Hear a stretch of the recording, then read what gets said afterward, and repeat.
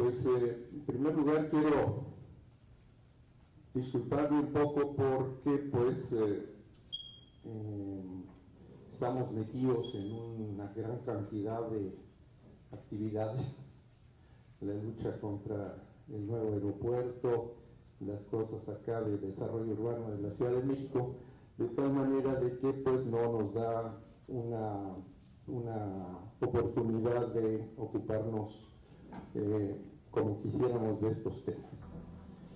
Y bien, pues voy a hablar sobre cambios, sobre cosas que pues hemos discutido a lo largo de los años en la lucha aquí en el Valle de México, y que resumo en este texto que dice: cambios necesarios en la estructura política del Distrito Federal y de la Cuenca de México. Está en marcha un colapso mundial de las instituciones, ligado paralelo a otros colapsos mundiales que se retroalimentan entre sí, como son el colapso simbólico, el colapso de la persona humana, de la sociedad, de la economía, del ambiente, del clima, del agua, entre otros. Colapsa el edificio institucional en el que se ha sustentado la modernidad. Estamos frente al fin de un mundo, el mundo creado por la economía política y la revolución industrial, del mundo creado por el Estado-Nación. Estamos en el mundo líquido que describe Zygmunt Bauman, en el que aquello que creíamos sólido y duradero se licúa, fluye y desaparece. Las constituciones, los estados nacionales, las democracias, se debilitan y mueren ante la presión de una economía mundializada. El final de la era del petróleo barato, la entrada del petróleo extremo no convencional, el desastre climático, el agotamiento de los metales y otras materias primas, la muerte de los mares, los glaciares, acuíferos, suelos, ríos, bosques, selvas, especies, los riesgos de ecocidio y genocidio creados por la tecnociencia como la energía nuclear, los transgénicos, la nanotecnología, la geoingeniería, el fracking, entre otros, produce un ambiente político y económico de tal complejidad que hace caducar a la mayor parte de las predicciones e ideas y consensos políticos que utilizamos hoy en día. La economía, contenido principal de la política desde hace casi un siglo, devora las instituciones, las democracias, los países, las comunidades, los imaginarios sociales, los conceptos clásicos de Estado o de Constitución. Los colapsos mundiales crean condiciones económicas y políticas inéditas, de manera que hacen muy incierto el futuro y muy riesgosas las decisiones que no toman en cuenta estos cambios de fondo que sufre la sociedad mundial. El futuro ya no es el que era. Puede traernos condiciones políticas y económicas que son impensables hoy en día. Desde 2008 ha sido cada año más difícil hacer predicciones económicas en todo el mundo. Hemos entrado a otro mundo. La tecnocracia se afianza cada día más en un mundo que idolatra la ciencia y la tecnología. La tiranía financiera y mediática se fortalece con la tecnocracia. Las desigualdades dan un aumento en el mundo, por lo que la miseria moral y física invade el mundo. Los tratados de libre comercio sustituyen ahora las constituciones nacionales, que de esta forma se convierten en el escudo que protege el saqueo de los regalos de la naturaleza, la explotación intensiva de los trabajadores, los intereses de los inversionistas extranjeros, y es la espada que ataca a quienes se oponen a la explotación intensiva del gas, petróleo, metales, maderas, suelos, acuíferos y la imposición de un modo de vida mundializado, o se dedican a la defensa de las culturas, las tradiciones, la ecología o los derechos humanos. La Constitución actual es enemiga de la conservación del agua, la biodiversidad y las reservas de minerales e hidrocarburos.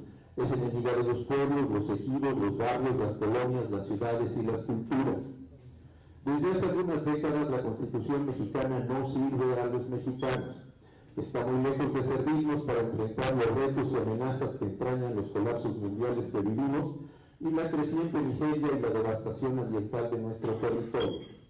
No obstante, crear una constitución puede requerir varios pasos previos antes de discutir su contenido, tales como debatir cuáles son sus principales fallas de origen o adquiridas años después y cómo responder a estos nuevos retos y amenazas mundiales, y debatir también cómo podrían crearse las condiciones políticas que podrían llevar a la creación de una nueva constitución.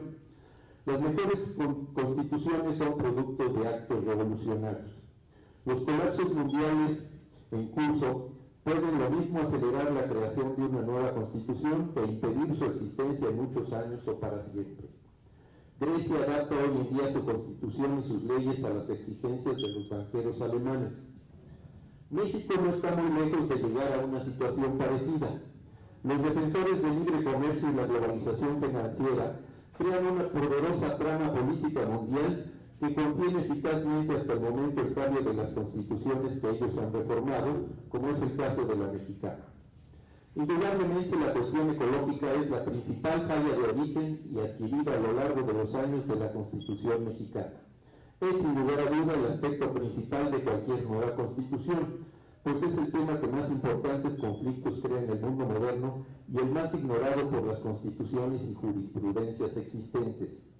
De la tierra vivimos y sin ella no podremos sobrevivir.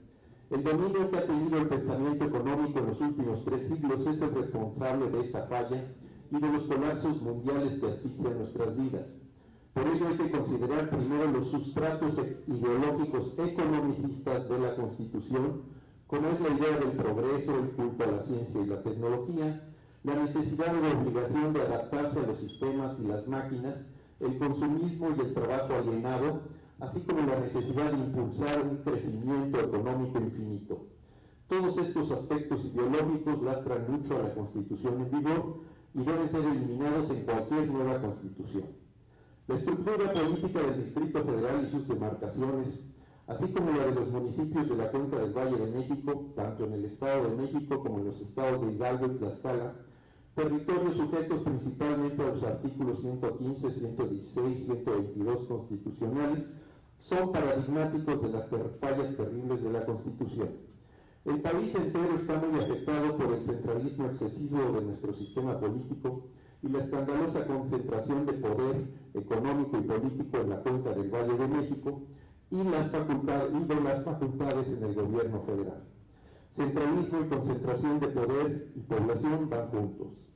La megalópolis creada alrededor de la Ciudad de México, que amenaza absorber a los estados de México, Tlaxcala, Puebla, Morelos y parte de Hidalgo, es la consecuencia concreta de este centralismo constitucional. Existe un proyecto de Peña Nieto que se llama Megalópolis, en el que se consideran los diversos megaproyectos que pueden reforzar la concentración de población y poder político en los estados de México e Hidalgo, como lo son el nuevo aeropuerto en el lago de Texcoco, las urbanizaciones al norte de este nuevo aeropuerto, las supercarreteras y otras grandes infraestructuras en el oriente del Estado de México. La gigantesca urbanización y gran población del Distrito Federal, así como las conurbaciones nacidas de la expansión de la Ciudad de México en los estados vecinos a ella, como un cáncer se extiende por lo que llaman la región centro del país y la corona de ciudades. Los habitantes de esta cuenca sufren una creciente violencia por el tiempo perdido en el transporte, la contaminación del aire, la escasez de agua, la desaparición de bosques y zonas rurales o campesinas, las fuertes migraciones, la miseria, la falta de empleo, el despojo de tierra, las desigualdades, la destrucción de las familias y las comunidades. Es indispensable modificar esta aberrante estructura política que propicia esta situación. El centralismo y concentración de población han sido muy acentuados en los países de raíz latina, como lo confirma París, Madrid, Roma, Buenos Aires, Río de Janeiro y en México la existencia de ciudades-estado como Guadalajara y Monterrey y la misma Ciudad de México. La histórica Ciudad de México antecede al Distrito Federal, que en el siglo XIX se sobrepone a esta urbe con una excesiva extensión territorial. En la segunda década del siglo XX, el Distrito Federal queda sin autoridades locales elegidas democráticamente y hasta nuestros días el Congreso de la Unión tutela nuestro territorio. Al igual que otras naciones no industrializadas, la Ciudad de México crece explosivamente después de la Segunda Guerra y se industrializa en gran escala, sobre todo en los municipios del Estado de México colindantes a ella. La conurbación del Estado de México con la Ciudad de México se convierte así en el gran negocio del grupo político dominante en ese estado, el Grupo Atracomulco.